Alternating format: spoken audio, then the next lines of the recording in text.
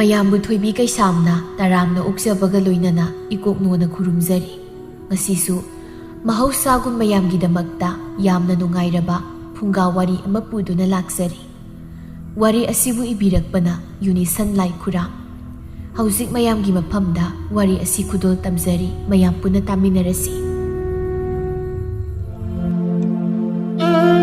ꯅꯨꯃꯤꯗꯥꯡꯅꯤ ꯁꯥꯈꯤꯇꯣꯝꯕꯤꯅ ꯍꯥꯏꯔꯤ, "ꯍꯩꯊꯕ, ꯃꯧꯑꯇꯣꯝꯕꯤ, ꯅꯪꯕꯨ ꯀꯗꯥꯏꯗ ꯂꯩꯕꯒꯦ?" "ꯏꯃꯥ, ꯑꯩ ꯁꯤꯗ ꯐꯅꯦꯛ ꯂꯣꯏꯁꯤꯜꯂꯤꯌꯦ." ꯁꯥꯈꯤꯇꯣꯝꯕꯤꯅ ꯆꯪꯁꯤꯟꯗꯨꯅ ꯍꯥꯏꯔꯦ꯫ "ꯐꯤ ꯐꯅꯦꯛ ꯂꯣꯏꯁꯤꯜꯂꯤꯌꯦꯕ?" "ꯍꯣꯏ ꯏꯃꯥ." "ꯏꯃꯨꯡ ꯃꯅꯨꯡ ꯁꯦꯡꯕ ꯈꯣꯠꯄꯗꯤ ꯀꯃꯥꯏꯅ ꯇꯧꯕ? ꯆꯩꯔꯥꯎꯕꯗꯤ ꯍꯨꯝꯅꯤ ꯃꯔꯤꯅꯤꯗ ꯉꯥꯏꯔꯦ." "ꯁꯦꯡꯕꯗꯣ ꯏꯃꯥ, ꯑꯩꯁꯦ ꯍꯟꯗꯛ ꯁꯌꯦꯡ ꯁꯔꯨꯁꯦ ꯏꯅꯨꯡ ꯅꯨꯡꯉꯥꯏꯇꯕ, ꯏꯅꯥ ꯅꯥꯕ ꯍꯥꯏꯕꯗꯣ ꯑꯣꯏꯕ, ꯑꯗꯨꯗ ꯁꯦꯡꯂꯨꯔꯒꯦ ꯇꯧꯕ." "ꯍꯩ, ꯅꯪꯕꯨ ꯀꯌꯥꯝ ꯀꯟꯅ ꯅꯥꯔꯤꯕꯅꯣꯅꯦ? ꯅꯥꯕꯕꯨ ꯀꯌꯥꯝ ꯀꯟꯅꯅꯣ ꯍꯥꯏꯕꯨ ꯀꯩꯅꯣ? ꯅꯥꯔꯕꯗꯤ ꯅꯥꯔꯤ." "ꯏꯍꯦ, ꯏꯃꯥꯅ ꯁꯨꯝ ꯍꯪꯕꯅꯤ. ꯆꯩꯔꯥꯎꯕ ꯌꯧꯔꯝꯗꯥꯏꯗ ꯏꯃꯨꯡ ꯃꯪꯒꯣꯜ ꯁꯤ ꯁꯦꯡꯕ ꯍꯥꯏꯕꯁꯦ ꯇꯧꯅꯕꯅꯤꯅꯦ." "ꯍꯣ, ꯉꯝꯗ꯭ꯔꯦ ꯍꯥꯏꯕ? ꯉꯝꯗꯕꯁꯤꯕꯨ ꯑꯩꯅꯔꯣ? ꯀꯩꯅꯣꯅꯦ, ꯉꯝꯃꯀꯥꯟꯗ ꯇꯧꯒꯦ." "ꯏꯃꯥꯅꯗꯤ ꯇꯧꯍꯟꯅꯤꯡꯉꯤ. ꯆꯍꯤ ꯑꯃꯒꯤ ꯃꯅꯨꯡꯗ ꯑꯃꯨꯛꯇꯅꯤ." "ꯍꯣ, ꯑꯗꯨ ꯑꯣꯏꯔꯒꯅ ꯏꯃꯥꯅ ꯀꯣꯛ ꯍꯦꯛ ꯇꯧꯔꯗꯅ ꯀꯩꯅꯣ ꯈꯪꯗꯦꯕ, ꯌꯥꯝ ꯉꯥꯡꯉꯤ." "ꯑꯩꯅ ꯇꯧꯗ꯭ꯔꯤꯁꯦ ꯏꯁꯥ ꯉꯝꯗꯕꯩꯅꯦ, ꯉꯥꯡꯂꯛꯀꯅꯨ." "ꯏꯃꯧ ꯏꯕꯦꯝꯃ, ꯅꯪꯕꯨ ꯐꯖꯅ ꯈꯨꯝꯕ ꯀꯩꯗꯧꯒꯦꯅꯦ?" "ꯍꯣ, ꯐꯖꯅ ꯈꯨꯝꯅꯕ ꯋꯥꯗꯤ ꯏꯃꯥꯅ ꯍꯪꯕ꯭ꯔꯣ? ꯍꯟꯗꯛꯀꯤꯗꯤ ꯑꯩ ꯇꯧꯔꯣꯏ, ꯌꯥꯔꯦ. ꯏꯃꯥꯅ ꯇꯧꯒꯦ ꯍꯥꯏꯔꯒꯅ ꯇꯧ." ꯁꯥꯈꯤꯇꯣꯝꯕꯤ ꯋꯥ ꯃꯈꯥ ꯇꯥꯔꯨꯗ꯭ꯔꯦ꯫ ꯁꯣꯝꯗꯅ ꯑꯏꯪꯕꯤꯅ ꯃꯐꯤ ꯃꯔꯣꯜ ꯂꯣꯏꯁꯤꯜꯂꯤ, ꯃꯊꯟꯇ ꯍꯥꯏꯖꯩ, "ꯍꯌꯦꯡꯗꯤ ꯑꯌꯨꯛ ꯉꯟꯇꯥꯅ ꯍꯧꯒꯠꯂꯒ ꯐꯤꯔꯣꯜꯁꯤꯡꯁꯦ ꯍꯥꯟꯅ ꯁꯨꯒꯦ. ꯁꯨꯗꯧꯕ ꯐꯤ ꯐꯅꯦꯛ ꯑꯇꯩ ꯃꯌꯥꯝꯁꯤꯗ ꯑꯃꯨꯛꯇꯣꯏꯕ ꯑꯩꯗꯤ. ꯃꯣꯝꯄꯥꯛ ꯐꯤꯗꯛꯁꯤꯁꯨ ꯁꯨꯗꯕ ꯌꯥꯔꯣꯏ." ꯁꯅꯥꯍꯜ ꯆꯪꯂꯛꯏ꯫ ꯃꯥꯅ ꯍꯥꯏ, "ꯑꯩꯈꯣꯏꯒꯤ ꯆꯥꯛ ꯏꯁꯤꯡꯗꯤ ꯀꯃꯥꯏꯅ ꯇꯧꯔꯕ?" "ꯊꯣꯡꯂꯅꯤ. ꯑꯩꯅꯦ ꯍꯌꯦꯡ ꯁꯨꯅꯕ ꯐꯤꯁꯤꯡꯁꯦ ꯑꯃꯨꯛꯇ ꯈꯟꯗꯣꯛꯂꯒ ꯊꯝꯍꯧꯒꯦ ꯇꯧꯕꯅꯤ. ꯍꯌꯦꯡꯗꯤ ꯉꯟꯇꯥꯅ ꯁꯨꯒꯦ."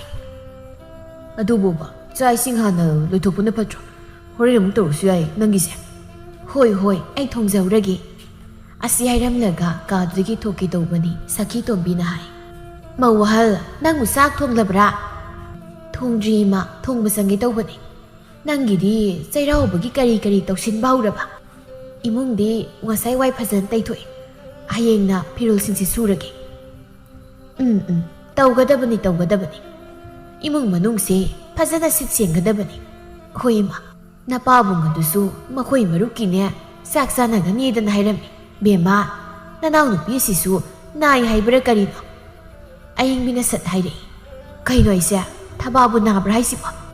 ꯁꯌꯦꯡ ꯁꯔꯨ ꯆꯤꯛꯏ ꯍꯥꯏꯕ꯭ꯔꯥ ꯀꯩꯅꯣꯝ ꯍꯥꯏꯍꯧꯔꯤꯅꯦ." "ꯑꯣꯟꯊꯣꯛꯅ ꯊꯨꯅ ꯅꯥꯔꯝꯈ꯭ꯔꯦꯗ ꯃꯥꯗꯤ.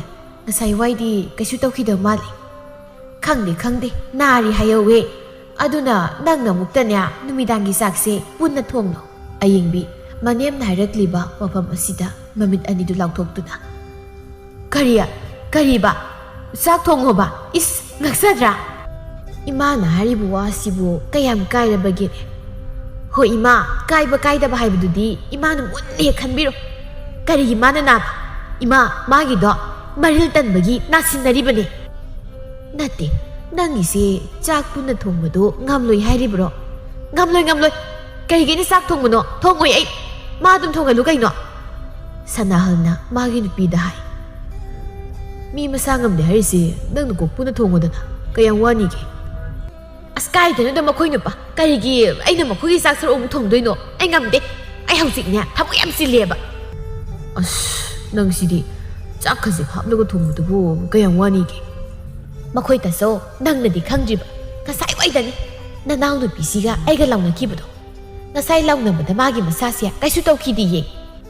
Manang ang bahay babu ay siya, masiya man ni hay baga kanda kay, hekta song silag to na isang masya, po igibutaw na inya. Hado gausik na, sayeng sarunari ikay na, si butabi ya mawara ba? Magi siya, toksin na riba ni, marindan bagi toksin na riba.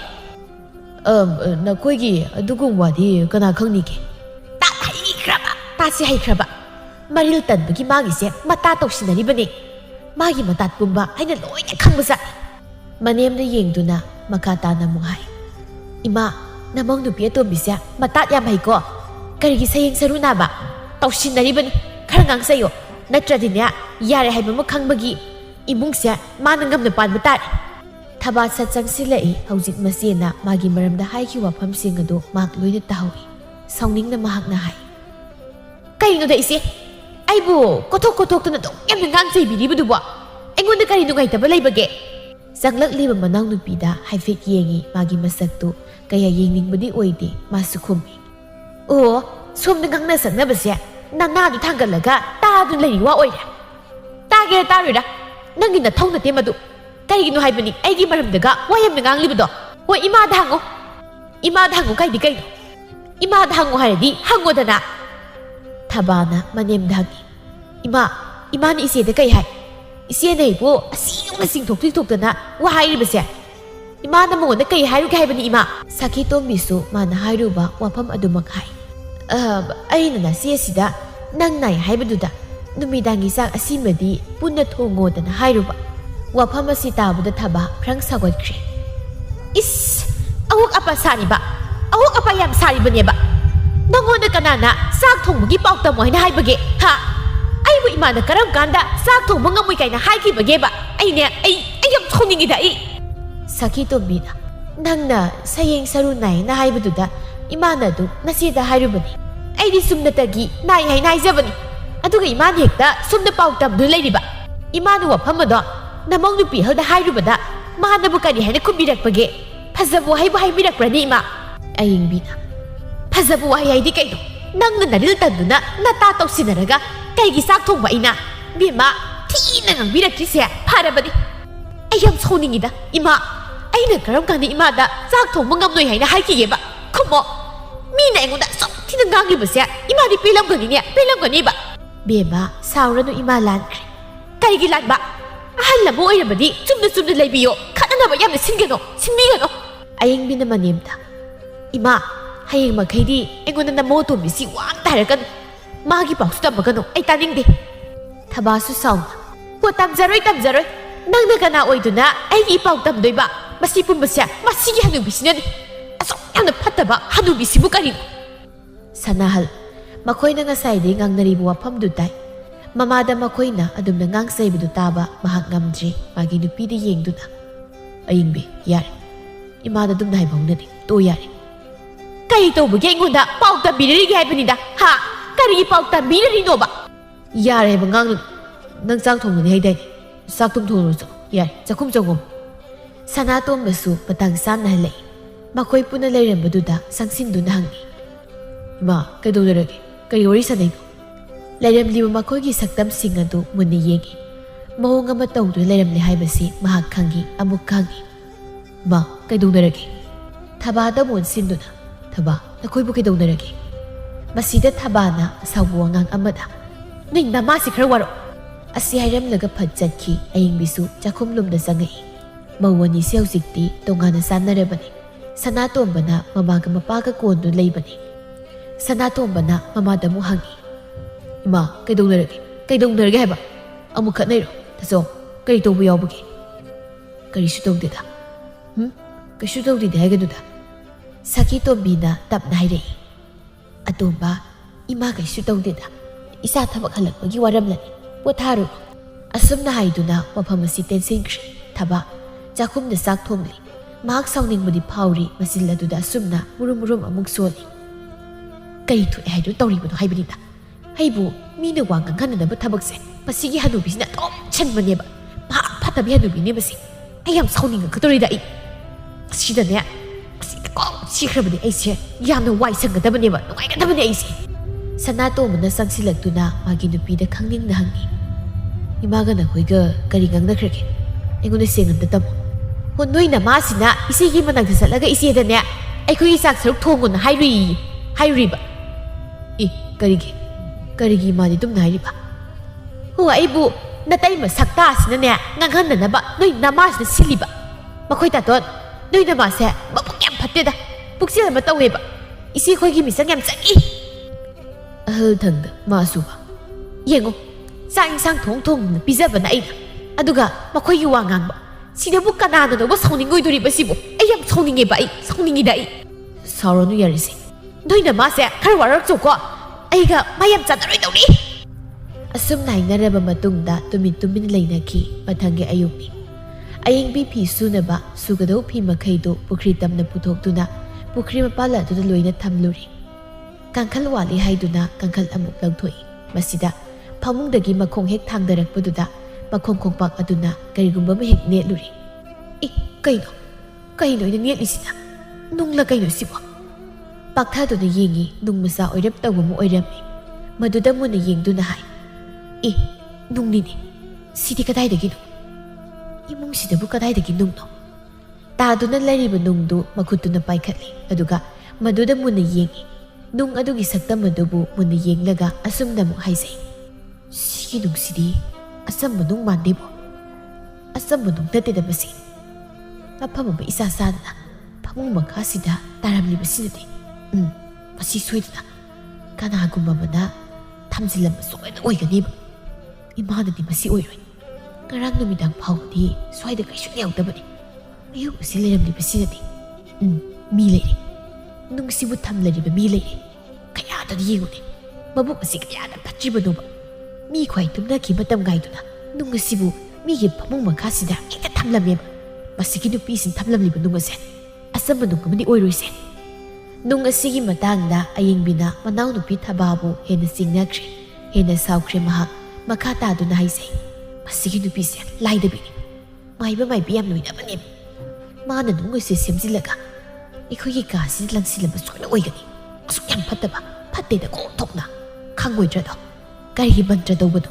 ꯑꯩꯈꯣꯏ ꯀꯥꯗ ꯑꯃꯨꯛ ꯂꯪꯁꯤꯟꯒꯗꯕꯅꯤ꯫ ꯑꯁꯤ ꯍꯥꯏꯗꯨꯅ ꯄ꯭ꯔꯕ꯭ꯔꯞ ꯆꯠꯇꯨꯅ ꯊꯣꯡꯖꯤꯜ ꯃꯄꯥꯜ ꯑꯗꯨ ꯂꯦꯞꯇꯨꯅ ꯃꯅꯥꯎꯅꯨꯄꯤꯒꯤ ꯀꯥꯗ ꯊꯣꯛ ꯂꯪꯁꯤꯜꯂꯛꯂꯝꯃꯤ, ꯑꯗꯨꯒ ꯄ꯭ꯔꯕ꯭ꯔꯞ ꯑꯃꯨꯛ ꯆꯪꯉꯤ ꯍꯥꯏꯖꯩ, ꯂꯪꯁꯤꯜꯂꯝꯂꯦꯗꯅ꯫ ꯍꯩꯁ, ꯃꯥꯅ ꯍꯧꯖꯤꯛ ꯑꯁꯤꯒꯨꯝꯕ ꯇꯧꯔꯕ ꯑꯗꯨꯗꯤ ꯑꯩ ꯍꯧꯖꯤꯛ ꯇꯨꯃꯤꯟ ꯂꯩꯁꯤꯟꯕ ꯌꯥꯗ꯭ꯔꯦ꯫ ꯃꯥꯅ ꯉꯝꯈꯤꯕ ꯇꯥꯔꯦꯕ꯫ ꯃꯁꯤꯒꯤ ꯑꯉꯥꯡꯁꯦ ꯑꯩ ꯌꯥꯝ ꯎꯁꯤꯠꯇꯕꯅꯤ꯫ ꯑꯩꯁꯨ ꯑꯊꯨꯕ ꯃꯇꯝꯗ ꯃꯥꯏꯕꯤ ꯑꯃ ꯇꯥꯟꯅꯗꯕ ꯌꯥꯗ꯭ꯔꯦ꯫ ꯃꯥꯏꯕꯦꯝꯃ, ꯁꯤꯟꯖꯤꯟ ꯁꯟꯕ ꯅꯨꯡꯒ ꯍꯦꯛꯇ ꯑꯩꯈꯣꯏ ꯀꯥꯁꯦ ꯂꯪꯁꯤꯜꯂꯝꯃꯦ ꯍꯥꯏꯕꯅꯤꯗ, ꯊꯣꯛꯅ ꯉꯝꯃꯤꯗꯀꯣ꯫ ꯀꯥꯡꯈꯜꯗꯨ ꯄꯨꯊꯣꯛꯇꯨꯅ ꯃꯄꯥꯜꯗ ꯊꯣꯛꯈꯤ ꯑꯌꯦꯡꯕꯤ ꯐꯤ ꯁꯨꯕ ꯍꯧꯈꯤ꯫ ꯊꯕꯥꯁꯨ ꯇꯨꯝꯕ ꯍꯧꯒꯠꯂꯛꯏ꯫ ꯇꯨꯝꯕ ꯍꯧꯒꯠꯂꯛꯇꯨꯅ ꯊꯣꯛꯂꯛꯄꯗ ꯃꯈꯣꯡ ꯑꯗꯨꯅ ꯅꯨꯡ ꯑꯗꯨꯗ ꯍꯦꯛ ꯅꯦꯠꯂꯨꯔꯦ꯫ ꯁꯠ ꯌꯦꯡꯊꯩ, ꯅꯨꯡꯗꯨ ꯎꯔꯗꯨꯅ ꯍꯥꯏꯖꯩ, ꯅꯨꯡꯅꯤꯅꯦ, ꯀꯗꯥꯏꯗꯒꯤ ꯅꯨꯡꯅꯣ ꯁꯤꯅ?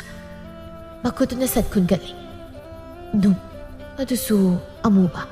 ꯍꯩꯁ, ꯃꯁꯤ ꯑꯆꯝꯕ ꯅꯨꯡ ꯑꯃ ꯑꯣꯏꯔꯣꯏꯗ꯫ ꯅꯨꯡꯕꯨ ꯏꯃꯨꯡꯗ ꯍꯦꯛꯇ ꯇꯥꯕ ꯌꯥꯕ꯭ꯔꯥ? ꯃꯁꯤꯒꯤ ꯁꯛꯇꯥꯁꯤꯅ ꯂꯨꯅ ꯂꯪꯁꯤꯜꯂꯝꯕ ꯁꯣꯏꯗꯅ ꯑꯣꯏꯒꯅꯤꯕ꯫ ꯀꯌꯥꯗꯗꯤ ꯌꯦꯡꯉꯨꯅꯦ, ꯑꯁꯨꯛ ꯌꯥꯝꯅ ꯃꯕꯨꯛ ꯐꯠꯇꯕ꯫ ꯌꯦꯡꯉꯨ, ꯀꯔꯤꯒꯨꯝꯕ ꯍꯦꯛ ꯂꯥꯏꯇꯤꯟꯒ ꯁꯥꯟꯅꯗꯅ ꯑꯩꯈꯣꯏ ꯏꯃꯨꯡꯁꯤꯗ ꯄꯣꯠꯁꯦꯝ ꯆꯥꯗꯧꯕ ꯇꯧꯔꯝꯂꯕ ꯑꯩꯅ ꯀꯩꯗꯧꯒꯦ ꯍꯥꯏꯕꯗꯨ ꯌꯦꯡꯉꯨ꯫ ꯅꯨꯡ ꯑꯁꯤꯒꯤ ꯃꯇꯥꯡꯗ ꯃꯈꯣꯏ ꯑꯅꯤꯒꯤ ꯃꯔꯛꯇ ꯍꯦꯟꯅ ꯌꯦꯡꯊꯤꯅꯕ ꯍꯥꯏꯕꯗꯨ ꯑꯣꯏꯈ꯭ꯔꯦ꯫ ꯑꯌꯦꯡꯕꯤ ꯐꯤ ꯁꯨꯔꯤ, ꯑꯁꯨꯕ ꯈꯔꯗꯨ ꯍꯥꯟꯅ ꯊꯥꯗꯣꯛꯇꯨꯅ ꯐꯧꯗꯣꯛꯏ꯫ ꯑꯃꯨꯛ ꯁꯨꯏ, ꯋꯥꯈꯜꯗ ꯈꯜꯂꯤ, ꯂꯩꯔꯤꯕ ꯅꯨꯄꯤꯁꯤꯒꯤ ꯃꯁꯛꯅꯒ ꯅꯨꯡꯁꯤꯗꯕꯅꯤ꯫ ꯅꯠꯇꯦ, ꯑꯩꯕꯨ ꯏꯃꯥꯒ ꯕꯥꯁꯤꯒꯒꯤ ꯃꯐꯤ ꯃꯔꯣꯜ ꯈꯔ ꯑꯩꯅ ꯐꯤ ꯁꯨꯔꯤꯉꯩꯁꯤꯗ ꯌꯥꯎꯍꯧꯁꯤꯔꯅꯦ꯫ ꯆꯩꯔꯥꯎꯕ ꯃꯌꯥꯒꯤ ꯌꯨꯝ ꯁꯦꯡꯕꯅꯤ, ꯑꯃꯨꯛ ꯌꯥꯎꯍꯧꯗ꯭ꯔꯦꯅ ꯈꯜꯂꯣ, ꯑꯩꯁꯦ ꯃꯧ ꯐꯠꯇꯕꯤ, ꯋꯥ ꯈꯪꯗꯕꯤ ꯍꯥꯏꯕꯗꯨ ꯇꯥꯗꯣꯏꯅꯤ꯫ ꯍꯌꯦꯡ ꯑꯁꯤꯒꯤ ꯁꯛꯇꯥꯁꯤꯗ ꯋꯥ ꯉꯥꯡꯂꯛꯄ ꯀꯥꯟꯗ ꯑꯃꯨꯛ ꯀꯣꯊꯣꯛꯂꯒ ꯍꯥꯏꯔꯛꯀꯅꯤꯕ꯫ ꯑꯗꯨꯒꯤ ꯁꯔꯨꯛ ꯃꯇꯥꯡ ꯆꯥꯔꯤꯉꯩꯁꯤꯗ ꯈꯔ ꯍꯦꯛ ꯌꯥꯎꯍꯧꯕꯅ ꯐꯔꯅꯤ꯫ ꯑꯁꯨꯝꯅ ꯄꯥꯏꯔꯛꯀꯤ ꯂꯧꯁꯤꯡ ꯑꯃ ꯁꯠ ꯈꯜꯂꯛꯇꯨꯅ ꯃꯅꯦ ꯃꯀꯨꯒꯤ ꯃꯐꯤ ꯃꯔꯣꯜꯗꯨ ꯈꯔ ꯁꯨꯕꯗ ꯌꯥꯍꯧꯒꯦ ꯍꯥꯏꯗꯨꯅ ꯐꯨꯛ ꯍꯦꯛ ꯍꯧꯒꯠꯂꯤ꯫ ꯃꯁꯤꯗ ꯃꯍꯥꯛꯅ ꯐꯤ ꯁꯨꯔꯤꯕ ꯃꯐꯝ ꯑꯗꯨ ꯇꯝꯅ ꯃꯅꯥꯎꯅꯨꯄꯤꯅ ꯐꯤꯌꯣꯝ ꯑꯃ ꯄꯥꯏꯗꯨꯅ ꯂꯥꯛꯂꯤꯕꯗꯨ ꯎꯏ ꯍꯥꯏꯖꯩ, ꯀꯩꯅꯣ ꯑꯁꯤꯅ ꯑꯃꯨꯛ ꯇꯧꯔꯛꯏꯁꯤꯅ? ꯅꯠꯇꯦ, ꯃꯥꯒꯤꯁꯤꯕꯨ ꯐꯤ ꯁꯨꯒꯦ ꯇꯧꯔꯤꯖꯥꯠꯂꯣ? ꯊꯕꯥꯁꯨ ꯆꯪꯁꯤꯜꯂꯛꯏ꯫ ꯃꯈꯨꯠꯇ ꯄꯥꯏꯔꯤꯕ ꯐꯤꯌꯣꯝꯗꯨ ꯃꯈꯥꯗ ꯁꯠ ꯊꯝꯃꯤ, ꯑꯗꯨꯒ ꯃꯃꯥꯏ ꯂꯩꯔꯒ ꯆꯠꯀꯦ ꯇꯧꯏ꯫ ꯃꯁꯤꯗ ꯑꯌꯦꯡꯕꯤꯅ, ꯍꯦ, ꯅꯪ ꯉꯥꯏꯈꯣ! ꯀꯩꯕꯨ, ꯅꯪꯒꯤꯁꯤ ꯐꯤ ꯁꯨꯗꯣꯏꯔꯥ? ꯅꯃꯤꯠꯇꯨ ꯎꯗ꯭ꯔꯣ? ꯉꯁꯤꯗꯤ ꯁꯨꯔꯅꯨ, ꯅꯪꯅ ꯁꯨꯒꯦ ꯍꯥꯏꯔꯒꯅ ꯍꯌꯦꯡ ꯑꯣꯏꯅ ꯁꯨꯔꯣ꯫ ꯀꯔꯤ ꯅꯇꯤꯛ ꯂꯩꯗꯨꯅ ꯅꯪꯅ ꯃꯗꯨꯒꯤ ꯋꯥꯗꯣ ꯑꯩꯉꯣꯟꯗ ꯍꯥꯏꯔꯤꯕꯅꯣ? ꯏꯇꯤꯛ ꯂꯩꯕ ꯂꯩꯇꯕ, ꯉꯁꯤꯗꯤ ꯐꯤꯁꯦ ꯑꯩ ꯁꯨꯔꯤꯌꯦ, ꯅꯪ ꯅꯃꯤꯠꯇꯨ ꯎꯗ꯭ꯔꯣ? ꯁꯨꯅꯤꯡꯉꯒꯁꯨ ꯁꯨꯅꯤꯡꯗ꯭ꯔꯒ ꯇꯣꯛꯎ ꯀꯩꯅꯣ? ꯑꯩꯁꯨ ꯑꯩꯒꯤ ꯁꯨꯐꯝ ꯊꯣꯛꯄ ꯁꯨꯖꯒꯦ ꯇꯧꯕ꯫ ꯌꯨꯝ ꯀꯩ ꯁꯦꯡꯕꯒꯤ ꯁꯨꯗꯧꯔꯤ ꯐꯤꯁꯨꯅꯦ ꯌꯥꯝꯃꯤ, ꯄꯣꯂꯥꯡꯈꯣꯛ ꯆꯜꯂꯨꯏ ꯍꯌꯦꯡꯁꯨ꯫ ꯀꯩꯅꯣꯅꯦ ꯏꯆꯦꯒꯤꯁꯦ ꯑꯩꯉꯣꯟꯗ ꯇꯁꯦꯡꯅ ꯈꯠꯅꯕ ꯍꯧꯕ ꯃꯥꯜꯂꯤ꯫ ꯈꯠꯅꯕ ꯍꯧꯗꯕ, ꯐꯤꯗꯣ ꯁꯨꯒꯗꯕ ꯑꯣꯏꯔꯕꯗꯤ ꯉꯔꯥꯡꯗ ꯑꯣꯏꯁꯨ ꯁꯨꯗꯅ, ꯑꯗꯨꯁꯨ ꯅꯠꯇꯦ꯫ ꯑꯩꯅ ꯐꯤ ꯁꯨꯈꯤꯕꯁꯤda ꯅꯪꯈꯧꯔꯩ ꯃꯇꯥꯒꯨꯝꯅ ꯐꯤ ꯁꯨꯕ ꯊꯣꯛꯂꯛꯂꯤꯕ ꯁꯣꯏꯅ ꯑꯣꯏꯒꯅꯦꯕ꯫ ꯍꯦꯔꯥ ꯏꯆꯦ, ꯑꯗꯨꯃꯥꯏꯅ ꯅꯕꯨꯛ ꯐꯠꯇꯕꯒꯤ ꯋꯥꯗꯣ ꯌꯥꯝ ꯍꯥꯏꯔꯛꯀꯅꯨ꯫ ꯑꯩꯕꯨ ꯏꯆꯦꯅ ꯇꯧꯕ ꯊꯕꯛ ꯈꯨꯗꯤꯡꯗ ꯌꯦꯡꯁꯤꯟꯅ ꯂꯩꯕꯒꯤ ꯃꯑꯣꯡꯗꯒ꯫ ꯍꯣꯅꯦ, ꯑꯩ ꯁꯪꯖꯗꯦ꯫ ꯌꯦꯡꯁꯤꯟꯗꯦ ꯍꯥꯏꯕꯗꯨꯗꯤ ꯅꯪꯅ ꯇꯧꯊꯣꯔꯛꯂꯤꯕ ꯊꯕꯛ ꯑꯁꯤꯅꯅꯦ ꯑꯗꯨꯝ ꯑꯇꯥꯛꯅꯔꯦꯅꯦ ꯏꯕꯦꯝꯃ꯫ ꯑꯇꯥꯛꯅꯕ ꯍꯥꯏꯕꯗꯤ ꯀꯩꯅꯣ? ꯑꯩꯁꯨ ꯑꯩ ꯏꯁꯥꯒꯤ ꯐꯤꯔꯣꯜ ꯑꯃꯣꯠꯄꯁꯦ ꯁꯨꯖꯒꯦ ꯇꯧꯕ ꯍꯌꯦꯡ ꯁꯨꯕꯗꯤ ꯀꯔꯤ ꯀꯥꯏꯒꯦ ꯑꯩ ꯐꯤ ꯁꯨꯒꯗꯕ ꯌꯥꯝꯃꯦ ꯍꯥꯏꯕꯅꯤ ꯌꯥꯝꯕ ꯌꯥꯝꯗꯕ ꯑꯗꯨ ꯑꯣꯏꯅ ꯈꯪꯕ ꯅꯠꯇꯤꯌꯦ ꯎꯐꯝ ꯊꯣꯛꯇꯦ ꯑꯩꯒꯤꯗꯤ ꯁꯨꯐꯝ ꯊꯣꯛꯄ ꯁꯨꯒꯅꯤ ꯌꯥꯔꯣꯏ ꯍꯥꯏꯕꯅꯤ ꯄꯣꯂꯥꯡꯈꯣꯛ ꯆꯠꯂꯣꯏꯕ ꯅꯊꯧ ꯅꯠꯇꯦ ꯁꯨꯅꯤꯗꯤ ꯁꯨꯅꯤ ꯃꯁꯤꯒꯤ ꯑꯉꯥꯡꯁꯦ ꯑꯩ ꯌꯥꯝ ꯎꯁꯤꯠꯇꯦ ꯍꯥꯏꯕ ꯍꯦ ꯅꯪ ꯅꯠꯇ꯭ꯔꯣ ꯉꯔꯥꯡꯗ ꯁꯌꯦꯡ ꯁꯔꯨ ꯅꯥꯏꯅ ꯍꯥꯏꯈꯤꯕꯗꯣ ꯍꯣ ꯉꯔꯥꯡ ꯅꯥꯈ꯭ꯔꯕꯁꯨ ꯉꯁꯤ ꯐꯖꯔꯕꯗꯣ ꯌꯦꯡꯁꯤꯟꯗꯧꯒꯤ ꯂꯩꯕ ꯃꯤ ꯃꯌꯥꯝꯁꯤꯅꯅꯦ ꯅꯥꯕ ꯀꯨꯏꯅ ꯅꯥꯕ ꯉꯝꯖꯗ꯭ꯔꯦ ꯃꯁꯤꯅ ꯁꯤ ꯌꯦꯡꯉꯨꯅꯦ ꯃꯊꯛꯀꯤ ꯑꯍꯜꯅꯦ ꯍꯥꯏꯕꯒꯤ ꯋꯥ ꯉꯥꯡꯕꯁꯦ ꯀꯔꯤꯁꯨ ꯌꯦꯡꯗꯦꯕ ꯍꯦꯉꯥꯡ ꯅꯪ ꯍꯦꯟ ꯌꯥꯝ ꯍꯦꯟꯃꯜꯂꯕꯅꯤꯀꯣ ꯃꯤꯅ ꯈꯠꯅꯕ ꯍꯧꯔꯛꯂꯒ ꯇꯨꯃꯤꯟ ꯂꯩꯊꯣꯛꯀꯗꯕ ꯅꯨꯄꯤꯗꯣ ꯑꯩꯗꯤ ꯅꯠꯇꯦ ꯑꯣ ꯅꯪꯒꯤꯁꯤꯗꯤ ꯇꯁꯦꯡꯅ ꯈꯠꯅꯕ ꯍꯧꯕꯅꯤꯅꯦ ꯑꯩꯒ ꯈꯠꯅꯕ ꯌꯥꯝ ꯄꯥꯝꯕꯒꯤ ꯋꯥꯅꯦꯕ ꯅꯪ ꯅꯍꯥꯟ ꯍꯧꯕ ꯑꯗꯨ ꯅꯪ ꯅꯁꯥꯅ ꯈꯪꯖꯗ꯭ꯔꯣ ꯍꯦ ꯅꯪ ꯍꯥꯏꯗꯤ ꯀꯩꯅꯣ ꯑꯩꯁꯤ ꯀꯅꯥꯅꯣ ꯃꯤꯒꯤ ꯈꯣꯡꯊꯥꯡ ꯈꯨꯗꯤꯡꯗ ꯌꯦꯡꯁꯤꯟꯗꯨꯅ ꯂꯩꯕꯤ ꯈꯠꯅꯕ ꯍꯧꯕ ꯅꯨꯄꯤ ꯍꯦꯉꯥꯡ ꯅꯪꯅꯦ ꯅꯪ ꯅꯆꯤꯟꯗꯨ ꯐꯥꯖꯤꯜꯂꯨ ꯅꯠꯇ꯭ꯔꯕꯗꯤꯅꯦ ꯅꯁꯝꯗꯨ ꯐꯣꯏꯕ ꯁꯣꯏꯔꯣꯏꯀꯣ ꯏꯁ ꯑꯩꯒꯤ ꯁꯝꯁꯤ ꯐꯣꯏꯗꯣꯏꯕ ꯐꯣꯏꯕꯤꯔꯣꯅꯦ ꯁꯦ ꯑꯁꯨꯛ ꯌꯥꯝ ꯎꯁꯤꯠꯇꯕ ꯃꯁꯤ ꯐꯣꯏꯗꯗꯤ ꯐꯣꯏꯔꯒꯦꯗ ꯁꯥꯎꯅꯤꯡꯕꯅ ꯍꯦꯟꯗꯨꯅ ꯐꯅꯦꯛꯇ ꯆꯣꯡꯁꯤꯜꯂꯒ ꯊꯕꯥꯒꯤ ꯃꯁꯝꯗꯨ ꯐꯣꯏꯔꯒꯦ ꯍꯥꯏꯅ ꯈꯜꯂꯤ ꯃꯇꯥꯡꯁꯤꯗ ꯁꯈꯤꯇꯣꯝꯕꯤ ꯆꯪꯁꯤꯜꯂꯛꯇꯨꯅ ꯍꯥꯏꯔꯦ ꯍꯩ ꯀꯩꯗꯧꯅꯔꯦ ꯄꯨꯈ꯭ꯔꯤ ꯃꯄꯥꯜꯁꯤꯗ ꯅꯈꯣꯏꯅꯤ ꯂꯥꯎꯅꯔꯤꯕꯁꯦ ꯍꯥ ꯀꯩꯗꯧꯔꯒꯦ ꯊꯕꯥꯅ ꯍꯥꯏ ꯇꯨ ꯏꯃꯥ ꯃꯊꯧ ꯇꯧꯕꯗꯤ ꯂꯩꯇꯦ ꯑꯩꯉꯣꯟꯗꯅꯦ ꯈꯠꯅꯕ ꯍꯧꯕꯤꯔꯤꯕ ꯑꯌꯤꯡꯕꯤꯅ ꯍꯦꯛꯇ ꯂꯥꯎꯈꯠꯂꯤ ꯑꯩꯅ ꯀꯗꯥꯏ ꯈꯠꯅꯕ ꯍꯧꯏ ꯆꯤꯟꯊꯤꯕꯤ ꯈꯠꯅꯕꯅ ꯅꯪꯅ ꯍꯧꯒꯦ ꯍꯧꯔꯒ ꯑꯩꯅ ꯀꯥꯏꯗ ꯍꯧꯏ ꯇꯨ ꯏꯃꯥ ꯌꯦꯡꯉꯨꯅꯦ ꯑꯩꯗꯤ ꯆꯨꯝꯅꯒꯤ ꯐꯤꯁꯦ ꯁꯨꯒꯦ ꯍꯥꯏꯅ ꯊꯣꯛꯆꯔꯛꯄꯅꯤ ꯑꯗꯨꯒ ꯏꯆꯦꯅꯅꯦ ꯐꯤ ꯁꯨꯕ ꯌꯥꯔꯣꯏ ꯍꯥꯏꯗꯨꯅ ꯍꯦꯛꯇ ꯍꯥꯏꯔꯤꯕ ꯁꯤꯕꯨ ꯀꯩꯅꯣ ꯍꯥꯏꯕꯅꯤꯗꯤ ꯏꯃꯥ ꯃꯥꯅ ꯍꯧꯕ ꯅꯠꯇ꯭ꯔꯣ ꯁꯦ ꯍꯦꯉꯥꯡ ꯅꯪ ꯉꯁꯤꯒꯤ ꯅꯨꯃꯤꯠꯁꯤꯗꯅꯦ ꯐꯤ ꯁꯨꯕ ꯅꯠꯇ꯭ꯔꯕꯗꯤ ꯐꯤ ꯁꯨꯅꯤꯡꯉꯥꯏ ꯃꯇꯝꯒ ꯑꯃꯠꯇ ꯂꯩꯇ꯭ꯔꯕ꯭ꯔꯥ ꯍꯥꯏꯕ ꯍꯣꯏ ꯂꯩꯇꯦ ꯂꯩꯇꯕꯒꯤꯅꯦ ꯑꯩꯅ ꯁꯨꯔꯤꯁꯦ ꯅꯪꯅꯦ ꯅꯪꯀꯣ ꯅꯆꯤꯟ ꯌꯥꯝ ꯈꯨꯝꯅꯤꯡꯕ꯭ꯔꯕꯨ ꯅꯪ ꯊꯨꯒꯥꯏꯅꯤꯀꯣ ꯅꯪ ꯊꯨꯒꯥꯏꯔꯣꯅꯦ ꯉꯝꯅꯤ ꯍꯥꯏꯕꯗꯤ ꯊꯨꯒꯥꯏꯔꯣ ꯁꯈꯤꯇꯣꯝꯕꯤꯅ ꯂꯥꯎꯅꯔꯅꯨ ꯌꯥꯔꯦ ꯅꯈꯣꯏ ꯑꯅꯤ ꯐꯤ ꯁꯨꯐꯝ ꯊꯣꯛꯄꯗꯣ ꯑꯗꯨꯝ ꯁꯨꯅꯔꯣ ꯀꯃꯥꯏꯅ ꯑꯗꯨꯝ ꯁꯨꯅꯗꯣꯏꯅꯣ ꯏꯃꯥ ꯂꯩꯔꯤꯕ ꯄꯣꯂꯥꯡꯈꯣꯛꯅ ꯑꯅꯤꯈꯛ ꯑꯩꯒꯤ ꯁꯤ ꯐꯥꯎꯕ ꯁꯨꯔꯒ ꯐꯧꯕ ꯀꯣꯟꯅꯔꯣꯏ ꯍꯥꯏꯅ ꯈꯜꯂꯤ ꯑꯗꯨꯒ ꯃꯥꯅꯕꯣ ꯍꯣ ꯀꯣꯟꯅꯔꯣꯏꯗꯕ ꯑꯣꯏꯔꯒꯅ ꯏꯆꯦ ꯑꯣꯏꯅ ꯁꯨꯔꯅꯨ ꯍꯌꯦꯡꯂ ꯀꯩꯅꯣ ꯁꯨꯔꯣ ꯑꯩꯗꯤ ꯉꯁꯤ ꯁꯨꯗꯕ ꯌꯥꯗꯕꯅꯤ ꯌꯦꯉꯥꯡ ꯀꯩꯅꯣ ꯅꯪꯅ ꯍꯥꯏꯗꯣ ꯏꯁ ngasi suranu hayeng suru kaina nangne nangko hai tabani kaino aigi di sufam tokba sugani thabakna thabak chinbani ai bunia amu matam manganbi khuding do amta laurubana phani ai asum nairam duna satki aying bina manemna yeng duna hai ima mara tori basieng magi se thoina tawgyang tori bani na kai super su subana taba ngasi ne phisu ki tawba sida amu yet piri ne ba sakhi tombi magi mamong nu pi ani tu jab hek manaze amana su hindi amana su tade mahak kari haigadabuno khangche aduna ma satlage haina makhong thangi aying bina ima aina hari wasi tadro masige ngangse leibinabada uthopnu gai roi dawri ima na khara mabungang yengoi nang na hal ma na angang ni khangraduna tawjari bani nang na khara hal I kari ge hanba asuk yamna mi usitabase angang amani de hairaga angang amagi wagang ningang daba mathaki hal aibu mana makha thaba ngang do ngang ning mong da ngang ba asuk usitaba sibu aina ma doroi dori ba aini ngablo o ka khatabu du pini basi nakoyani bu ahan ba mayawna jabadi karmai taw dori ge ahan ba mayawna jabadi adum khatna du launa du leirage hairi braba launa tabani launa na ba thabakti mana dum silaga ima bu kari hayo haibano ima haifam khangje ai haifam khangdre haifam khangdre haibu kaino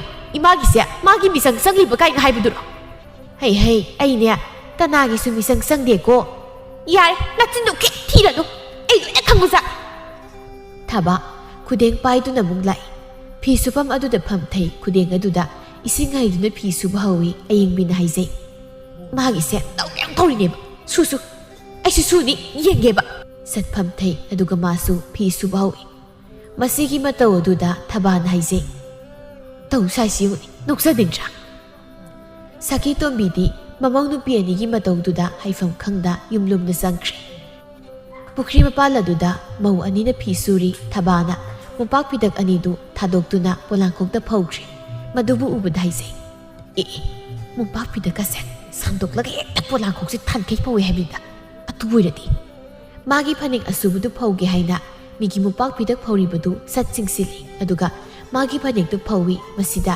ꯊꯕꯥꯅ ꯁꯥꯎꯅꯤꯡꯅ ꯍꯦ ꯀꯩꯅꯣ ꯇꯧꯏꯗꯣ ꯃꯤꯒꯤ ꯐꯤ ꯐꯧꯔꯤꯕꯗꯣ ꯅꯃꯤꯠꯇꯨ ꯎꯗꯕ꯭ꯔꯣ ꯍꯣꯏꯁꯨ ꯐꯅꯦꯛ ꯐꯧꯖꯕ ꯃꯤꯒꯤ ꯐꯧꯔꯤꯗꯣ ꯅꯃꯤꯠꯇꯨ ꯎꯗ꯭ꯔꯣ ꯍꯥꯏꯕꯅꯤ ꯅꯃꯤꯠꯇꯨ ꯂꯧꯇꯥꯡ ꯇꯥꯡꯕ꯭ꯔꯣ ꯇꯥꯡꯉꯤ ꯑꯩꯈꯣꯏꯗꯤ ꯇꯥꯡꯉꯦ ꯑꯗꯨꯅ ꯑꯃꯠꯇ ꯎꯗ꯭ꯔꯦ ꯑꯩꯒꯤ ꯐꯧꯐꯝ ꯊꯣꯛꯄ ꯐꯧꯖꯕ ꯏꯆꯦꯒꯤꯁꯦ ꯇꯁꯦꯡꯅ ꯑꯩꯉꯣꯟꯗ ꯍꯧꯕꯒꯤ ꯋꯥꯔꯣ ꯍꯧꯕ ꯍꯧꯔꯛꯏꯁꯦ ꯑꯩꯅꯔꯣ ꯅꯪꯅꯔꯣ ꯅꯪꯅ ꯍꯥꯟꯅ ꯍꯧꯕ ꯍꯦꯉꯥꯡ ꯅꯪꯅꯦ ꯉꯁꯤꯒꯤ ꯅꯨꯃꯤꯠꯇ ꯁꯣꯏꯔꯣꯏꯀꯣ ꯁꯣꯏꯔꯣꯏꯗꯤ ꯀꯩꯗꯧꯒꯦ ꯍꯥꯏꯅꯣ ꯁꯤ ꯇꯧꯔꯣꯅꯦ ꯎꯁꯤꯠꯇꯕꯤ ꯀꯩꯁꯨ ꯇꯧꯔꯤ ꯑꯁꯨꯛ ꯌꯥꯝꯅ ꯃꯤꯁꯤꯗꯕ ꯑꯉꯥꯡꯁꯤꯕꯨ ꯀꯩꯅꯣ ꯍꯥꯏꯕꯅꯤꯗ ꯅꯪꯅ ꯎꯁꯤꯠꯇꯕ ꯍꯧꯕ ꯐꯅꯦꯛ ꯈꯔ ꯂꯧꯊꯣꯛꯑꯣ ꯑꯩꯒꯤ ꯐꯤꯅꯦ ꯐꯧꯔꯤꯗꯣ ꯑꯩꯗꯤ ꯐꯧꯅꯤ ꯐꯧꯕ ꯌꯥꯔꯣ ꯂꯧꯊꯣꯛꯈꯨꯋꯣ ꯑꯗꯣꯝꯗ ꯂꯩꯔꯤꯕ ꯄꯣꯂꯥꯡꯈꯣꯡ ꯑꯃꯁꯤꯗ ꯆꯟꯅꯕ ꯐꯧ ꯑꯁꯨꯛ ꯌꯥꯝꯕ ꯐꯤꯁꯤꯡ ꯑꯁꯤꯕꯨ ꯄꯣꯂꯥꯡꯈꯣꯡ ꯃꯆꯥꯁꯤꯗ ꯀꯔꯝꯍꯥꯏꯅ ꯐꯧꯕ ꯆꯟꯗꯣꯔꯤꯒꯦ ꯑꯣ ꯆꯟꯅꯕ ꯇꯧꯋꯣ ꯆꯟꯅꯕ ꯆꯜꯂꯣꯏꯗꯕ ꯑꯣꯏꯔꯒꯅ ꯁꯨꯔꯨꯅꯨ ꯃꯁꯤ ꯇꯁꯦꯡꯅ ꯍꯧꯔꯤꯗꯅꯁꯦ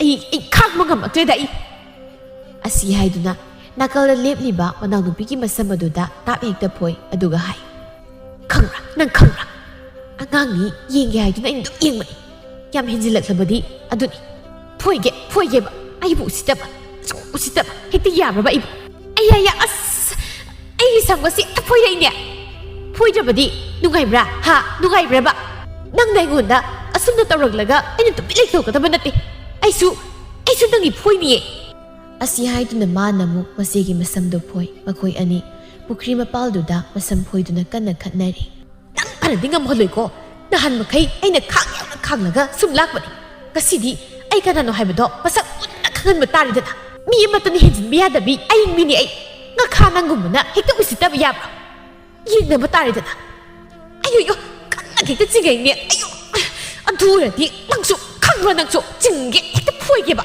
ꯑꯩꯌꯣ ꯍꯤꯡꯆꯥꯕꯤ ꯑꯩꯌꯣ ꯏꯃꯥ ꯅꯥꯕꯅ ꯂꯣꯏꯔꯦ ꯑꯩ ꯃꯥꯏ ꯄꯦꯝꯃ ꯍꯦꯛꯇ ꯆꯤꯡꯒꯦꯕ ꯍꯦꯛꯇ ꯐꯣꯏ ꯍꯥꯏꯕ ꯇꯤꯜꯍꯧ ꯆꯅꯝ ꯐꯣꯏꯕꯗꯧꯅ ꯍꯦꯛꯇ ꯐꯣꯏ ꯍꯥꯏꯕꯅꯤꯗ ꯐꯣꯏꯅꯤ ꯀꯟꯅ ꯐꯣꯏꯅꯔꯤ ꯆꯥꯎꯔꯦꯜꯅ ꯃꯃꯧ ꯅꯨꯄꯤ ꯑꯅꯤꯅ ꯄꯨꯈ꯭ꯔꯤ ꯃꯄꯥꯜꯗ ꯈꯠꯅꯗꯨꯅ ꯂꯩꯔꯝꯂꯤꯕꯗꯨ ꯍꯦꯛ ꯎꯔꯨꯔꯤ ꯃꯇꯧ ꯑꯗꯨꯗ ꯀꯔꯤꯅꯣꯅꯦ ꯇꯧꯔꯝꯂꯤꯕꯁꯤꯕꯣ ꯎꯊꯣꯛꯄꯅꯤꯗ ꯂꯩꯀꯥꯏ ꯋꯥ ꯂꯥꯎꯕ ꯇꯥꯔꯦꯅ ꯇꯧꯔꯤꯁꯦ ꯏꯃꯧꯁꯥ ꯀꯔꯤꯅꯣ ꯅꯈꯣꯏꯅ ꯇꯧꯔꯤꯕꯁꯤꯕꯣ ꯂꯝꯕꯤ ꯂꯝꯖꯥꯎ ꯆꯠꯄ ꯃꯤꯁꯤꯡꯅ ꯂꯣꯏꯅ ꯎꯈꯤꯕ ꯇꯥꯔꯦꯅꯦ ꯅꯈꯣꯏꯕꯨ ꯊꯥꯗꯣꯛꯅꯧꯅꯦ ꯃꯍꯥꯛꯅ ꯍꯦꯛꯇ ꯆꯪꯁꯤꯜꯂꯒ ꯈꯥꯝꯗꯣꯛꯂꯨꯕꯁꯨ ꯌꯥꯕ ꯅꯠꯇꯦ ꯀꯣꯏꯔꯥꯎ ꯂꯥꯎꯏ ꯅꯈꯣꯏꯕꯨ ꯊꯥꯗꯣꯛꯅꯧꯅꯦ ꯅꯁꯝꯒ ꯑꯃꯠꯇ ꯌꯥꯎꯅꯗꯕ ꯇꯥꯔꯦꯅꯦ ꯃꯃꯥ ꯅꯪꯕꯨ ꯇꯥꯔꯕ꯭ꯔꯥ ꯁꯈꯤꯇꯣꯝꯕꯤ ꯅꯃꯧ ꯑꯅꯤ ꯈꯠꯅꯔꯤꯕꯁꯤ ꯅꯪꯕꯨ ꯇꯥꯗꯕ꯭ꯔꯣ ꯑꯃꯨꯛꯇ ꯈꯥꯝꯗꯣꯛ ꯂꯥꯎꯅꯤ ꯅꯪꯕꯨ ꯃꯃꯥ ꯃꯑꯣꯡ ꯑꯃ ꯇꯧꯔꯤꯅꯤ ꯅꯪꯕꯨ ꯁꯈꯤꯇꯣꯝꯕꯤꯁꯨ ꯊꯣꯛꯂꯛꯂꯤ ꯃꯃꯧ ꯅꯨꯄꯤ ꯑꯅꯤꯒꯤ ꯃꯇꯧꯗꯨ ꯎꯔꯤ ꯐꯠ ꯍꯦꯛꯇ ꯂꯥꯛꯇꯨꯅ ꯍꯥꯏꯔꯤ ꯃꯧ ꯑꯍꯜ ꯃꯧ ꯑꯇꯣꯝꯕꯤ ꯀꯩꯅꯣ ꯅꯈꯣꯏ ꯑꯅꯤ ꯇꯧꯔꯤꯕꯁꯦ ꯊꯥꯗꯣꯛꯅꯧꯅꯦ ꯅꯈꯣꯏ ꯑꯅꯤꯗꯅꯤꯅꯦ ꯑꯩꯅ ꯍꯥꯏꯔꯤꯕꯁꯦ ꯁꯣꯏꯗꯅ ꯈꯠꯅꯔꯛꯂꯒꯅꯤ ꯍꯥꯏꯕꯁꯦ ꯑꯩꯅ ꯉꯁꯥꯏꯅ ꯈꯪꯂꯕꯅꯤ ꯑꯃꯅ ꯉꯥꯡꯕ ꯋꯥ ꯑꯃꯅ ꯇꯥꯗꯦ ꯑꯃꯅ ꯍꯟꯕ꯭ꯔꯥ ꯍꯥꯏꯕꯁꯨ ꯍꯟꯗꯦ ꯆꯞ ꯍꯦꯛꯇ ꯃꯥꯟꯅꯕ ꯃꯁꯤꯅꯗꯤ ꯑꯗꯨꯝ ꯈꯠꯅꯔꯛꯄ ꯇꯥꯕꯅꯤ ꯃꯃꯥ ꯉꯥꯡꯗꯅ ꯂꯩꯔꯅꯨꯅꯦ ꯅꯪꯕꯨ ꯃꯁꯝꯒꯁꯤ ꯂꯣꯏꯅ ꯀꯦꯟꯅꯕ ꯇꯥꯔꯦ ꯑꯃꯨꯛꯇ ꯊꯨꯅ ꯈꯥꯝꯗꯣꯛꯎꯅꯦ ꯁꯈꯤꯇꯣꯝꯕꯤꯅ ꯃꯃꯧ ꯅꯨꯄꯤ ꯑꯅꯤꯒꯤ ꯃꯈꯨꯠꯇ ꯄꯥꯏꯗꯨꯅ ꯁꯤꯡꯊꯣꯛꯅꯕ ꯍꯣꯠꯅꯩ ꯏꯀꯥꯏ ꯈꯪꯗꯕꯤ ꯁꯥ ꯅꯈꯣꯏ ꯑꯅꯤꯅ ꯑꯁꯨꯛ ꯌꯥꯝꯅ ꯅꯃꯥꯏ ꯀꯜꯂꯤꯕꯁꯤꯕꯨ ꯀꯔꯤꯒꯤꯅꯣ ꯅꯃꯥꯏ ꯏꯀꯥꯏ ꯈꯪꯗ꯭ꯔꯤꯕꯁꯤꯕꯨ ꯀꯔꯤꯒꯤꯅꯣ ꯍꯥꯏꯕꯅꯤ ꯊꯥꯗꯣꯛꯅꯧ ꯍꯥꯏꯕꯅꯤ siwa asuk ngagnaba aina tumin lay basida nakhoy anisya usitjede hey sasa thadok no lori dana ai lori ba pom lori ba ai gi isat pum lori habinda laikai mamang da idi ikai lori saki tombina mamong nupi anibu kana khamdoi usina sina khatna budu tokle mana hai kari no haibani nakhoy ni tawri base nakhoy ani na lam yam helabani ko khuru se jaw hari basini ima masigi gang sina hawbani kari aini kadai da hawi nang na hawba na tro nang na hawba hai yare to phi ga mada subiranu nakhoy ani makne phi suba atta yaroi kari gi sai raw hadati sai raw ba atta yaroi ye yaroi ba sai raw ba handakti aina dum tumi lesin basida nakhoy gi ani yamna wange ba ai tawge ba sangu imung sangu thuna jangko sadu ayeng biga thabaga makhoi animak jangche saki tombina soramu hondok tu nai sei wakhal tar khini khanna aina dum tumi lei thok pasida makhoi na ai bu sitreba tawgeng tawbam yawre haibani da sidai di yek aina kaidoro ke habu yek he ai yem isau saw lei base makhoi udeba saurel na hai ai gi mungu si oiriba tawri ma taw sibu kari no ne Makhoy pabung, ay migi mamangda, yam ikaizari ni mama. Makhoy pabung, imaw animag siya, wakal loy na tiyali. Apha wakal amata makhoy na kan mangamti. Adubo husiti ay na, manem amoy na, makhoy anibu, sapsa na warakani. Saki tombi mama amoy na, lamhili mamabong nubi ani sibu, japsa na waraki hay ng country. Matanggi numit ni sanahal na turil da kumduna, taroy kra kuluri, madupudo na, yumtam na kare. Mama layran maduda, mama dahay. Ma, ay taroy kuluri ni, tu, yamdra. Iko'y maningi habung haw marak to. O duda, taroy mayama tara layran mi. Lai taroy siya, masapadari yung ni. Sawa ka. Kaday. Sangsin do ni yengi. Hoy ni he, yam sawi niya. Masak suwa tong na pazakri. Saba dubu tong na hawa ni niya. Aiko'y gisa na bida, kung mamakaramday da. Sa iraw bagi mamangda niya, taroy sarabadi, makoy daw sili hay nariba ni. Hoy ma, taroy si tangkaik na yenaragi. Hoy, yenaro. Sa fumasa yaw ba taroy do, hay dok na buhot ay matanga sida. Imong nagi ayingbi, mapalda sa tulag do na, mapuray ba wiyeng do na, asum na wahay rin. Taroy kun makungkiba do, kabirak labo. Kari, taroy si nang no ni yelo lao. Ani tok ni yelo. Ima ko'y gina karyam halo, mako'y gina niyami. Mapuray bagi managta sang sinto na hayri. Mako'y taso, kayo no hari ba po? Ay di nga say, wa mahibi ikaw bukaw rin. Ay ko'y imado, mga na lai taroy sagi, harabadi, among tapuraw hay na hayba. Mako'y tasong na, hangsik pari siya, tsari. Ay ko'y nasanam kralahura ganya, arin ba doon na, ima ko'y napin na mapukiki. Kayo no nang nahay po. Si, ay ko'y sana ba ni? Ay ko'y nasana mahay doon na, tawin ay nagkuluri ba ni? Mako'y tasaw yung wangang do, bukarin do da. Yung gimado na, si matang saningay hay na, masay ko na hayrak pa sida. Masay na, pisa magamdra ba di, kari ka na ganya. Kung na, matang sam na kulaga, hek iko'y ni tilurusi. Madu hek na yabra da. Chayraw ko mamang da, saning magini, ima na hari ba do. Kung na oira ba di, pinudro siya ni. Sakit tombi, mamang nupigi wangang adu tara do na, masano pa dahay. Ibo nga, mamaw pisa ningi hari siya, mamaw ay na pisa kro. Puhan ni kro niya. Madu hek na yabra da ima. Iko'y sagi, ima pa mong bisag hay na kun bagi wani, taway na kuluri ni, adu kan bagi. Ayang bin na mamito, pairap yen do na. Nangin nama na pa sibu na, nama na pa oy na kan ba. Adu ka, ay imay pa bu na, mitok oy na kan ba. Ay bulaw ri ba sibu, kay marang gido. Yung masigi sak tokpok suda tong na bagiro. Ayang be, nang ne, wangang mada, kari nga ngang ko. Ay na hay ba sibu, kari kaya bagi. Imaga pa bunga na sana ba do. Ay na tong mada, pulap hawke, ay pizage. Yung ima pa mong buso pisaning, ay nari wapam siya, masimu ka ni kaya. Laybay ko'y kagsabada, ko na ni ko na ribu kang bunati. Kamay na, ima ko'y gimukay ni. Iko'y sanato madi, lay taroy siya, yang pamsa madi. Hira mako'y taso, kasay dagi mako'y taso ng wangang lipas sidi, sanato mo ho'y giwado oira, kayo niya hingis sibo. Isiling na ni karino ni, hikpok mo na rin ni. Mabu, makuti hay bro, makungti hay bro. Sabado pam labadi niya, sabado, sading labadi niya, turil na kumlaga, mahadi, taroy kuluba yade hay bro. Isiling na way ko'y ni, sa manay kayo. Ay na bukul labaso, paano bukul labaso? Manadi, kaday nagi mana ba no? Manong na mana na mamayama malay ni. Aying be, nang isa ro hay bro. Oo, nupani nga mi, ay pugi siro. Pudo ribo. Nangag to, yam na higal labadi, tako'y pudo ribo. Ay nawa mahay ba gini niya, nang naimupuni ko ni kaya na hari ba siya? Mako'y taso, ay yaman niya, nang unalay binak li ba siya, nang ginaray ba yan papasani? Yan pabaman ni hay ba siya, nang masikakaw ko. Is, madang na ba nung siri ba? Hoy, ko'y din niya, tarit kong kare. Sakit tombi na, ibong nga, imata ning dyan kay Doken. Tuloy pito ko yari, ima niya, amat nek sasanig ni. Hera ima, kayo wangang sangang no, ay ngunat tanong na hekang ngang limudo buka ni gino. Hey, tumilayo.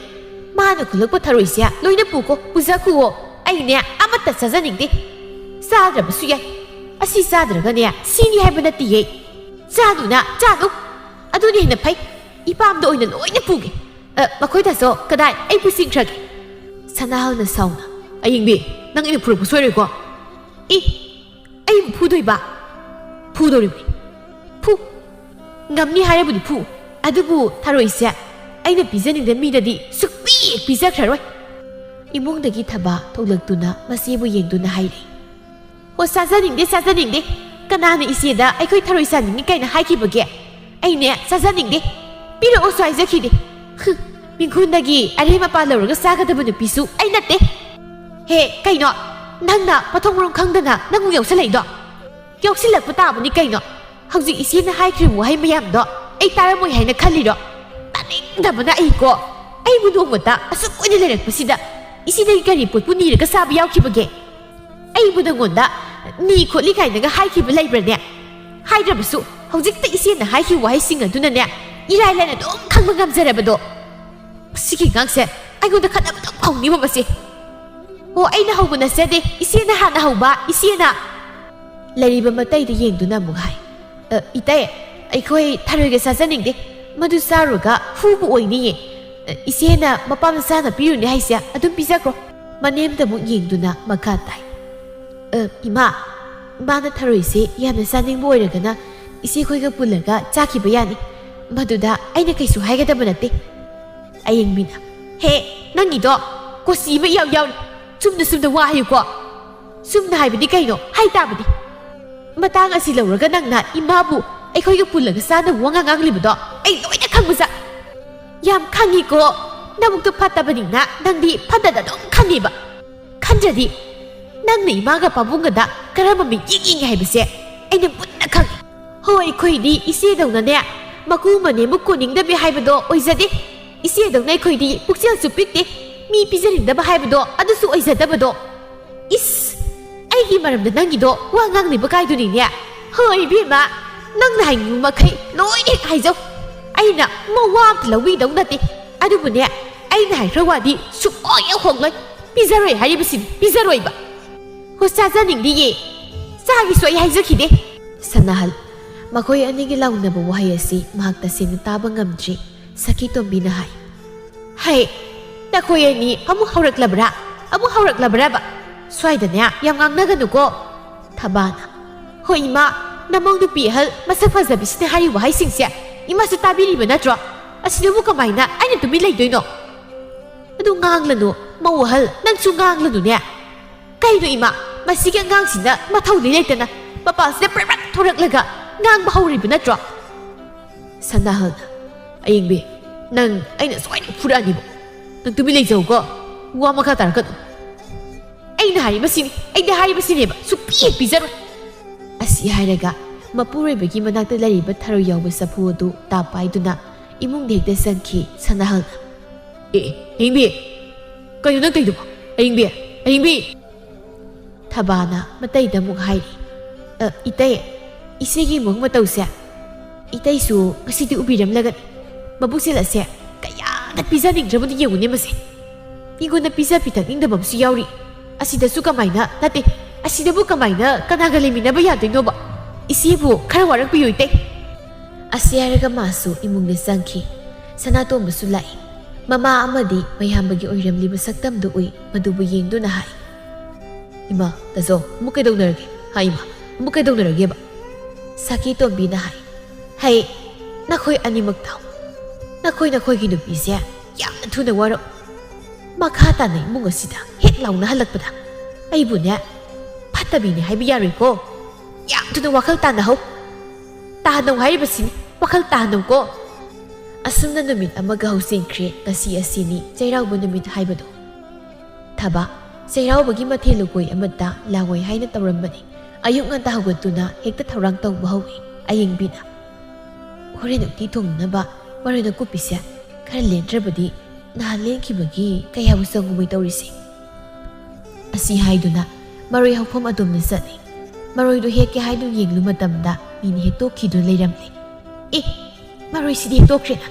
Masiki ang angas ni hekli baso ay oy gani ba? Kaya napatri ba niya nguti? Mading hankita. Tumino oy na laytokli, tabaso. Manataw ga dapat tabag sinintod halaki. Tumino oy na laytokli, tabaso. Manataw ga dapat tabag sintaw sinjay aying bina mapuroy badahay. Hutabira bo, huren lagi isang tadok na ba lakrang tek biyo. Lato na baso yawan biyo ko. Hoy. Mapal da toy. Sana tomba na lapay dun sang lai. Tazo, si, ay napulap hila ba ni? Pare daw to na, kanay. Si, imani, imabu ubra. Turel da kumlang mo dra khang dene. Sanatomba imung da sangi. Thaba, thaba. Sakum dagi thaba na. Taye taye, ai sida laiye. Sangsimduna. Chak thongba haunorabo nangbo. Ngasidi chairaubanina khara ngana thongba hauraba. Tawro dudi. Aying misu sak thongba hawi mapukning daisay. Masigi saktasidagi aina hana sai sang thongbase loidaba yadabani. Manay bu hekta usidaba yabra. Aina hana hotnagani. Makoy ani sak thongbadu thuna hana loinaba hotnay. Saki tombina masani da hairi. Hai ibungo nakoy ani bu hore lagi sak thadoknanaba thonggal semlam labaro. Semdriba. Adudi semhaurodana. Huima. Chairauban numini haiduna mi mayamdu koirang langnay. Aying miga tabagadi sakumdagi masim dahindokna kitri. Saki tombina sakumna sangduna mamaw nupida hairi. Bema imabu kari yaro haibano. Ima yongsaksya amda ketpiro. Mi mayamgi tinduinina karasu yamdaba yaroi. Iman oina ketpiro. Hoi. Ima adum tawraklagi. Yongsak mapul adumu paiduna mapalda thokre. Mapalda nungsa yaiduna thabak tawba hawi. Madubu aying binhek uraduna haisay. Is mamang nupi atumikina thabak kamating pangpa. Asibu hekta yabra haibinita. Ayap sakuningita. Ay tawgeba. Sakumna phatsangduna hawai tharaka lukhraga puthore. Madubu manemgi managda thamduna hai. Ima hawai tharakse magumda kokpiro. Hawai thara anobasina ay uti thongduini. Hoi, ima kuklaki. Hoi nate, hausing makoo. Yongsaksy hanang to keki kaidauke.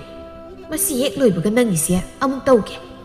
Kaino ay sibo, ay di utiyana sa thongdoki tauri. Ima, mahido iromagi oirangmani. Horen ngaklare ko ina tau. Ay gisanam taubiro ba. Ay ngairaga leirabane. Mahido hana taugadabane haiduna wakan na hairi. Tabasu sathuglay aduga hairi. Kaino isya? Isye katna bahubiri bahai beduro. He kaino wangang lakano igonda. Wangang lakano hai bu kain. Ngang da bayari bersibo. Ngang lakano hai bedi ngang lakano ay taningdi. Imasida aina thabak tahod aduga karigino isye na muyet piri bersibo.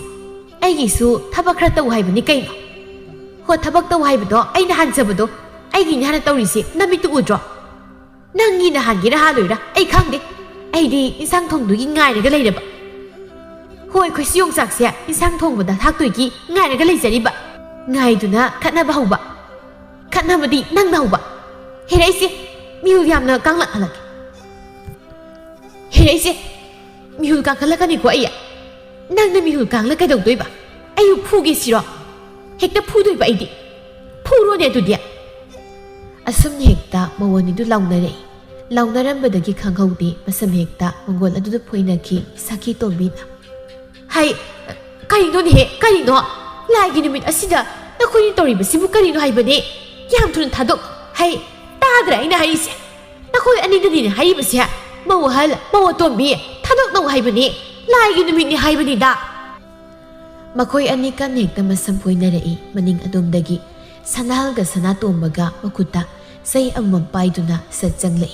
Aduga khanaribadubu magi nupida hekta phurami. Say aduna phuraga magi nupibu singthoi aduga hai. Nakoi aninda khatnaba yam pamlabadi. Nakoi ni naphinara yom chalo tapam thinbirage chalo. Sanato masuai phiyom lurusa thinbirage. Kaino nupa nang nahaidubu kaino ai chatlo. Kai jataba. Nakoi ani khatnabase tasengna leikai mangdam ikai jari. Leikai gi misingna tasaugai ase. Nupi warakpa ngamdabani haina soinan khalabani. Nawam chakro na koi. Chalo, napam chalo. Satpa ngamloi aidi. Satabi haro. Sanal ka sanatombaga na makoi anida wa kaya mahairi afaba wa kaya mahairi. Nakoi anina mafam silay hainarabadi khatnaba sukya yaro. Tungsisana leminagadabani. Adu ngamloi hairabadi napamda haujimu chakadabani. Makoi taton ai madu ngamloi. Ai ipam thanbadi ngamloi. Ai sida sum leisagi. Adu oirabadi nungsina leyo. Makoi anima hairi mapuribagi saibu kibadagi ayingbiga thabaga wamta ngangnakidri nungsina na oina leikre. Makoi ani sai sang thongba loire ꯍꯥꯟꯅꯗꯤ ꯆꯩꯔꯥꯎꯕꯒꯤ ꯃꯊꯦꯜꯒ ꯑꯃꯗ ꯊꯤꯜꯂꯣꯏ ꯀꯥꯏꯅ ꯈꯜꯂꯝꯕꯅꯤ ꯑꯗꯨꯕꯨ ꯍꯧꯖꯤꯛꯇꯤ ꯊꯤꯜꯂꯤ ꯏꯅꯥꯎ ꯁꯦ ꯆꯩꯔꯥꯎꯕꯒꯤ ꯃꯊꯦꯜꯅꯤ ꯁꯤꯗ ꯊꯝꯂꯝꯒꯦꯀꯣ ꯍꯣꯏ ꯏꯆꯦ ꯑꯩꯒꯤꯁꯨ ꯊꯤꯜꯂꯒꯦ ꯇꯧꯔꯝꯃꯤꯅꯤ ꯏꯟꯁꯥꯡ ꯊꯤꯟꯅꯩ ꯁꯈꯤꯇꯣꯝꯕꯤꯅ ꯃꯃꯧ ꯅꯨꯄꯤ ꯑꯅꯤꯒꯤ ꯃꯇꯧꯗꯨ ꯌꯦꯡꯗꯨꯅ ꯍꯩꯖꯩ ꯑꯗꯨꯅꯤꯗꯅ ꯑꯗꯨꯃꯥꯏꯅ ꯋꯥꯈꯜ ꯇꯥꯅ ꯅꯨꯡꯁꯤꯅ ꯂꯩꯃꯤꯟꯅꯧꯕ ꯀꯗꯥꯏ ꯉꯁꯤꯗꯤꯅꯦ ꯏꯃꯧꯑꯅꯤꯅ ꯊꯣꯡꯕ ꯆꯥꯛ ꯏꯟꯁꯥꯡ ꯄꯨꯝꯕ ꯂꯣꯏꯅ ꯆꯥꯗꯣꯏꯅꯤ ꯃꯧꯑꯅꯤꯅ ꯆꯩꯔꯥꯎꯕꯒꯤ ꯆꯥꯛ ꯏꯟꯁꯥꯡꯁꯦ ꯑꯩ ꯄꯨꯛꯄꯦꯟꯅ ꯆꯥꯔꯒꯦ ꯍꯣꯏ ꯏꯃꯥ ꯈꯪꯍꯧꯗꯕ ꯅꯣꯡꯂꯩ ꯑꯃꯅ ꯃꯈꯣꯏ ꯑꯅꯤ ꯃꯧ ꯑꯅꯤ ꯋꯥꯈꯜ ꯇꯥꯔꯛꯈꯤ ꯃꯈꯣꯏ ꯑꯅꯤ ꯄꯨꯟꯗꯨꯅ ꯀꯨꯝ ꯑꯃꯒꯤ ꯆꯩꯔꯥꯎꯕ ꯅꯨꯃꯤꯠꯇꯨꯒꯤ ꯆꯩꯔꯥꯎꯕ ꯃꯄꯨꯡ ꯐꯥꯅ ꯍꯔꯥꯎ ꯍꯔꯥꯎꯅ ꯄꯥꯡꯊꯣꯛꯃꯤꯟꯅꯈꯤꯔꯝꯃꯤ